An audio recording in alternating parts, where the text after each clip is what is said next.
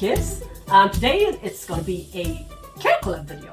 Yeah, not so many care collabs on this channel lately, so this is really exciting for me. And I'm going to put a link, or shall we say links, to the other participating channels in the description box below. And you can see the channels participating right here.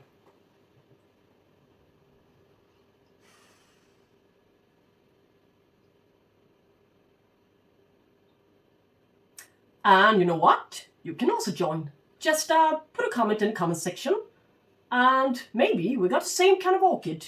Same variety, same everything. So if you'd like to join, ask me, ask Ninja, ask anybody else who's joining in this care collab today, perhaps. Or yeah, go ahead and watch some other care collabs. Hashtag care collab.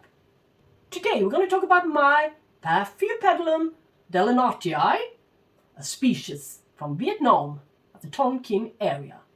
And well, this is not Vietnam, this is Gothenburg, Sweden, up north, northern part of Europe. If you didn't already know that, yeah, some people don't.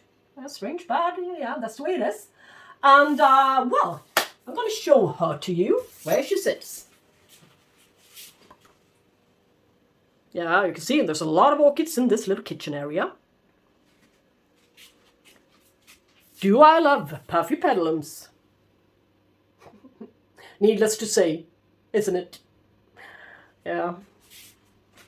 I got a whole shelf, 2 stories high shelf, with almost only Paphiopedilums, except for 2 fires to the background to right.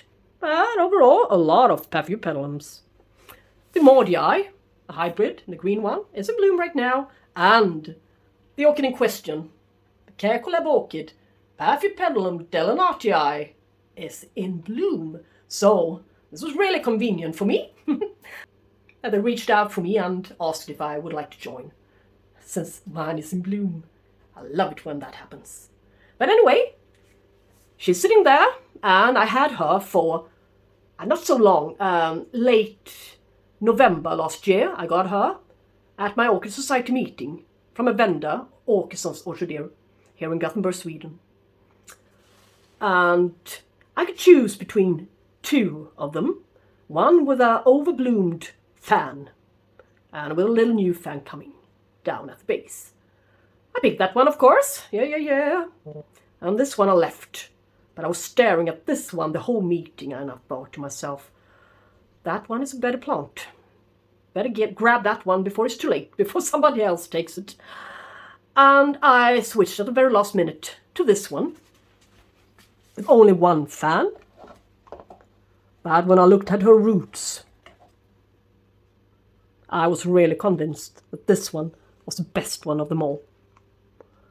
And she was also in growing stage with green, brownish greenish, yeah, root tips all over the place. So stiff and sturdy and rising, really. The whole plant is a miracle, this one. A beautiful model leaf set. Gorgeous plant to look at, even when not in bloom. Yes?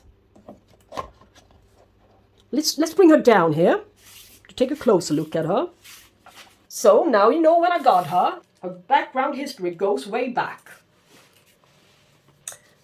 And I would also like to measure the bloom before I talk about the background history, before I forget it. It's 10 centimeters wide, and she opened up only 7. So the petals continuously expanded and grow the first week. And she's been open now for 1 month, so yeah, this was about, the very last minute that I record this video. And this species was found in 1914, or you can also see, if you Google it, it was found in 1924, so they don't really, well, they don't agree. So it was sent to a grower in France called Michael perhaps, Delenatii. And that's where she got her name, Delenatii. And it was described by Andre Guillaume in whatever, I cannot pronounce his name. And what about the fragrance? Yeah, she is fragrant, but it took a while for her to get there. So the first couple of days I couldn't feel anything, but yeah, after that I felt the rosy fragrance, which is supposed to have. But not all of them are fragrant. I read. So I was lucky. And this one comes in 3 forms. 3 different forms, really. Standard form, and that's mine. My orchid standard form. With a little bit, pink purplish pouch to her, and the yellow center, lovely gorgeous center. But there are other forms. Another form is called vinicolor, the darker pouch, really. And you can also find an albino form, which is able to produce a few more blooms than this one can. This one can produce often. Most often it produces 1 and maybe sometime 2 blooms on the same regime. Yes, you can see she's trying. She's been trying to produce another one, I think. Maybe, but it's dried in, yeah. But she tried. Anyway, that's not bad. But normally 1 bloom on each spike. And you also have the semi-alba, green-leaved one. So, what do I grow it in? Shall we call it it? No, her. Sounds much nicer. I didn't repot her. Well, why should I? It's growing in fir bark, I think. Or in pine, I'm not sure, but fir bark, perhaps. With a little bit of additional crushed seashells to it, to rise the pH a bit. So the media won't get too sour.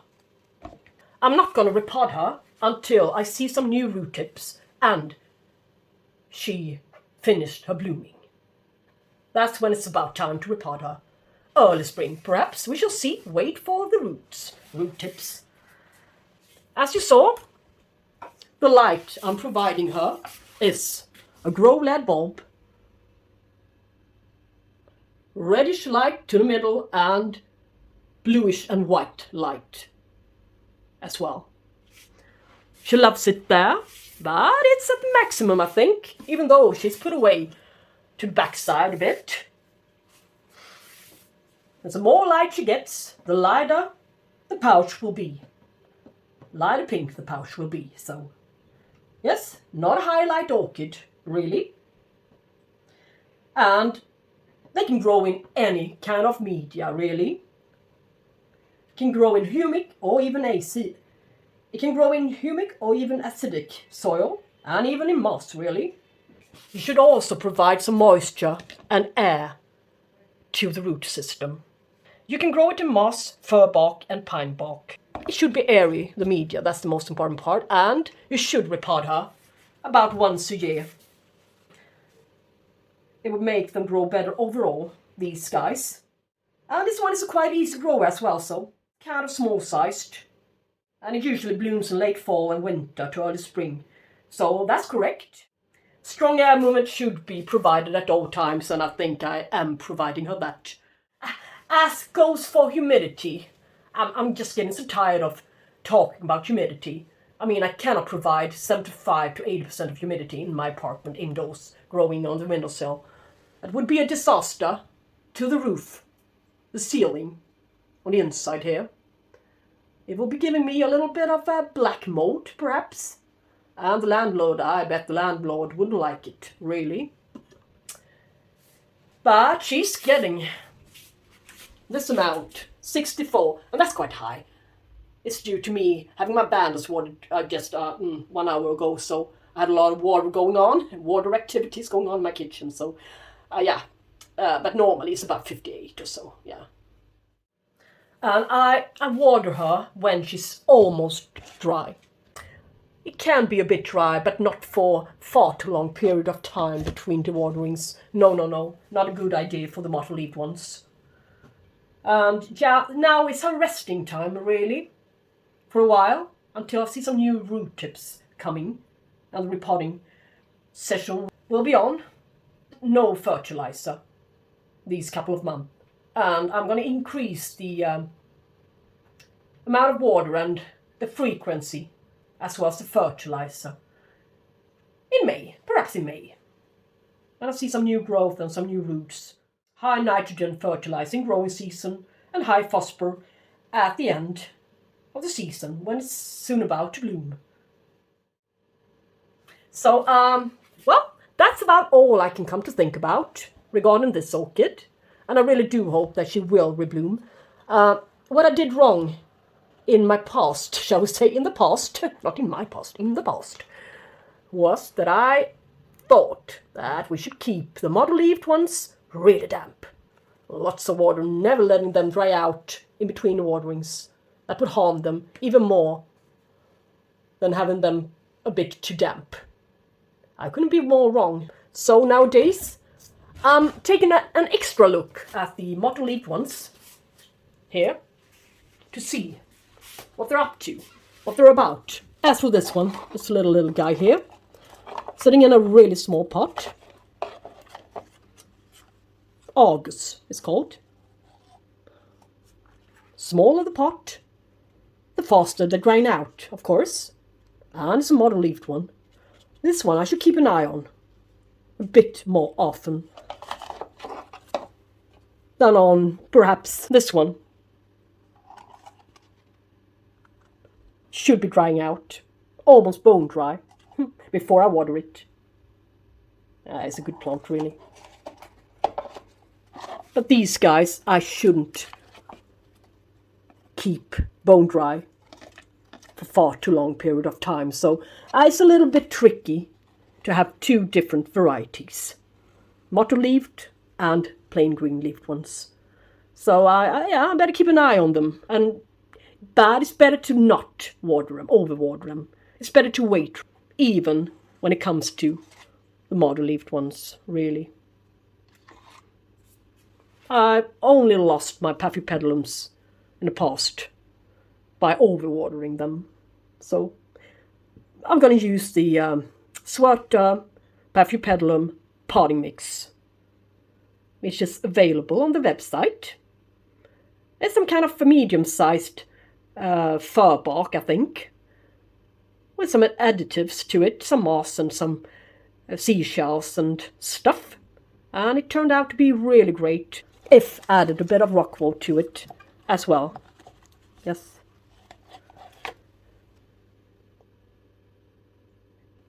I love my pets. So guys, thank you all so much for watching this video.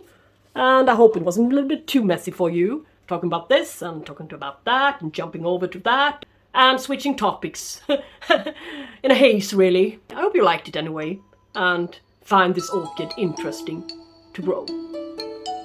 Okay, until I see you next time, take care and talk to you soon. Bye bye.